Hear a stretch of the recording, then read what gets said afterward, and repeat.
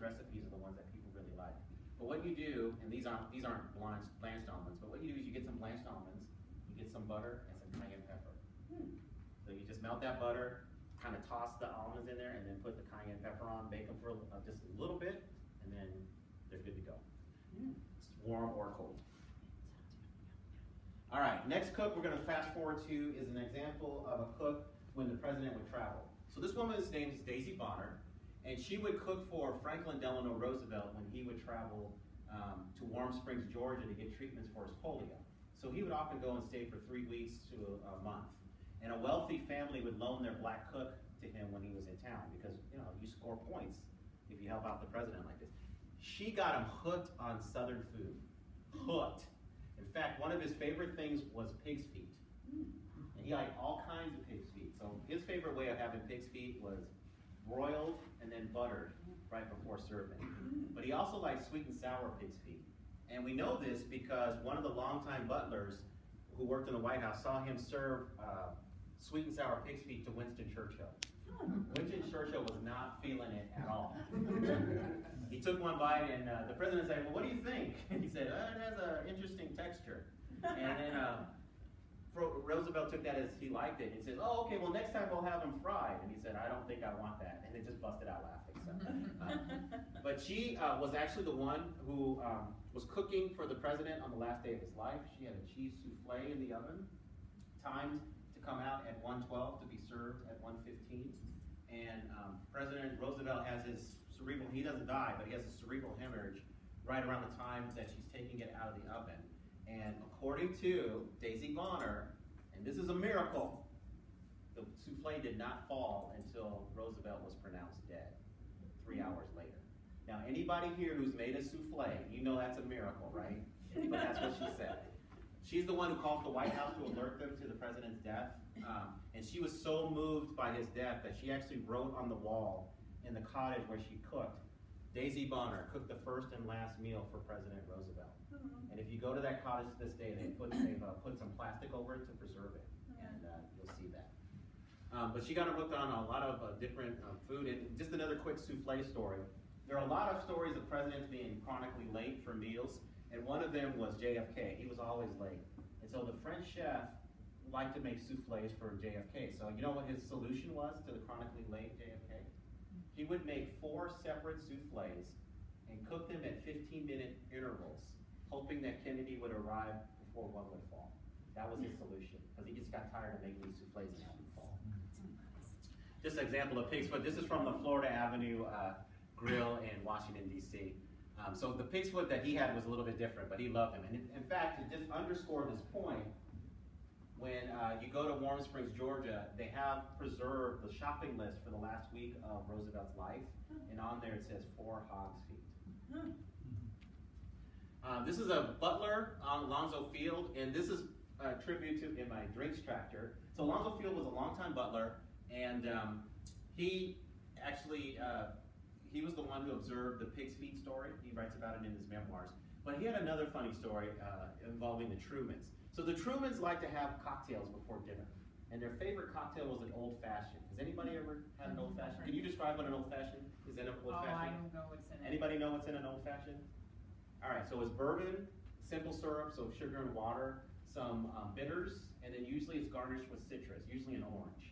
So the White House staff takes real pride in being able to meet the needs of the president and the first lady and just making them feel comfortable and making things to perfection. So he makes his first batch of old fashions, which was requested by the Trumans.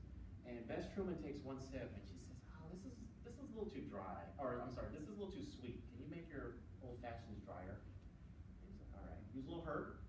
The next night, he reconfigures the formula to be drier. Bess Truman takes one sip. She said, "This tastes like fruit punch."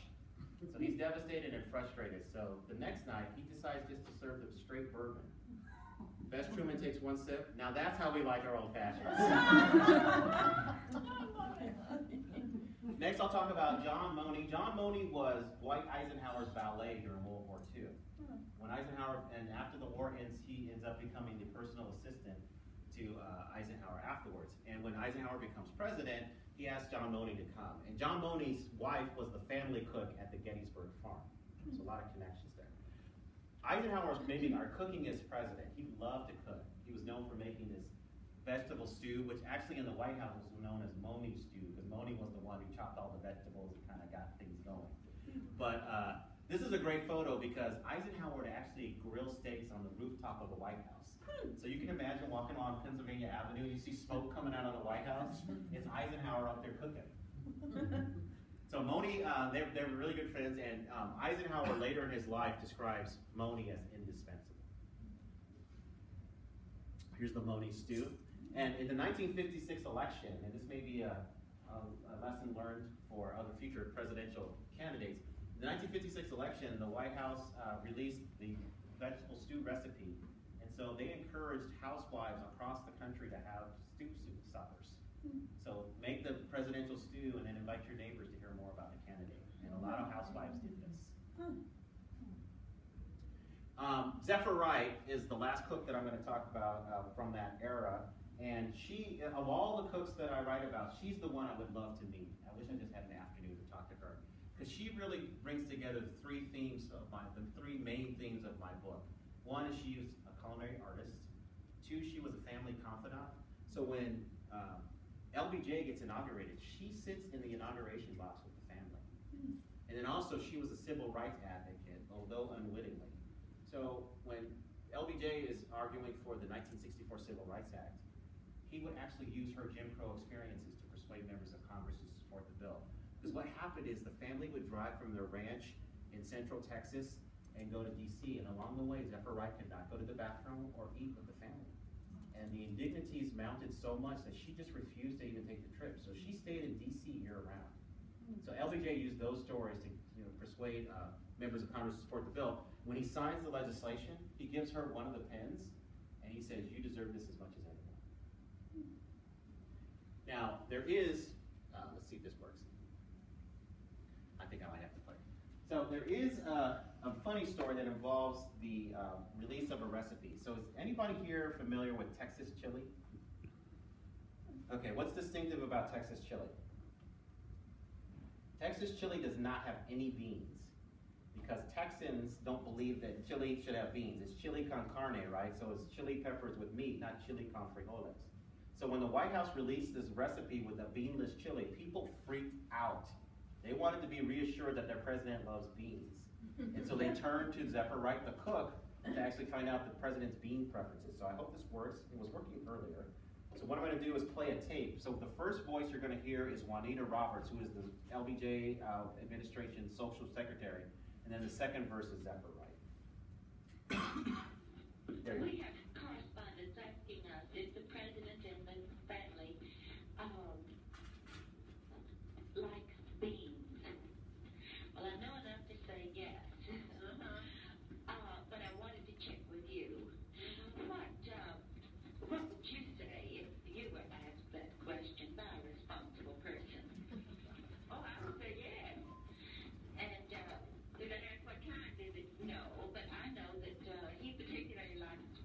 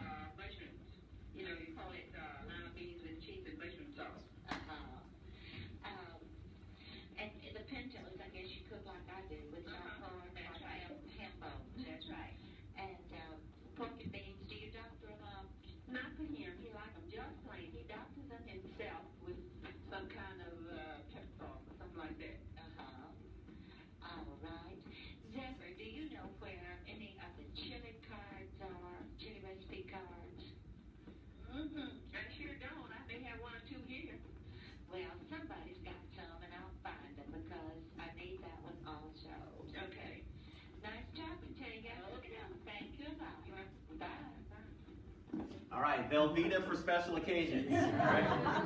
So the chili cards that they mentioned at the end, those were the recipe cards that were released. Lady Bird Johnson would write in her memoirs that that was the second most requested document in 1964 from the federal government, next to the information on the newly formed Women and Children's Nutrition Program. Okay, so a couple other things about Zephyr Wright. You know, you hear about LBJ being this overbearing person. Zephyr Wright gave it right back. He would often show up late. So if he was by himself, he would demand some food, and she would say, "Well, you just go sit in the kitchen. You just wait while I fix something." And he would just do it. He would just sit down in the kitchen and just wait. Other times when he would bring guests, he would, you know, bring anywhere from 4 to 10 people and ask for a dinner to be made at 10 o'clock at night. And so Zephyr Wright, in order to fix that situation, what she did was she would just send out liquor. And nobody ever complained that the dinner was late after she would send out liquor. She did not enjoy her time in the White House. She gained 80 pounds. Before Johnson announced that he was not going to run for re-election, she had already announced that she was not going to cook for him ever again. And the interesting thing is, after Johnson leaves the White House, the Johnsons, she does not go with the family back to Texas. She actually stays in the D.C. area and ends up cooking for the eldest daughter, Linda Bird Johnson, for a few years maybe, and then she just kind of disappears from the scene. She was going to write a low-fat cookbook because she did that for Johnson, but she never pulled that together. I thought that would have been really cool, but that just never happened. This another cooking space. I'm sorry I'm going a little bit over time. I hope you guys are all right with that. Okay, this is a cooking space in the White House called the White House Mess. I know you're thinking, the White House is always a mess, right? No, this is a Navy term for the eating space. And so this is the Reagan era White House Mess. So it's kind of like a room you would see at any kind of country club or exclusive dining club. They have a slamming cheeseburger, by the way, if you ever get to eat there. The White House Mess is created in 1950s after the White House is renovated due to all the, it was really just a rundown place. It should have been condemned actually a few years before that. And so the two things that happen are the White House becomes a year-round residence for the first time in its history because of air conditioning. And that created the need for more staff. Now, there's no way Truman was going to get more staff because after all, he called them a do-nothing Congress, right? So they weren't remembering that. So they were not going to allow him any more money to have staff at the White House. So Bess Truman decides to take the staff from the white presidential yacht and install them in the White House. So that creates the staff for the White House Mess. And to this day, the presidential yacht was staffed by people in the Navy. To this day, the White House Mess is run by the naval cooking operations. Only certain level appointees can eat in the White House Mess. They have White House Mess privileges, and I got that privilege toward the end of my tenure with President Clinton. In my book, I talk about Charlie Redden. Charlie Redden was the first certified chef to serve as White House Mess executive chef.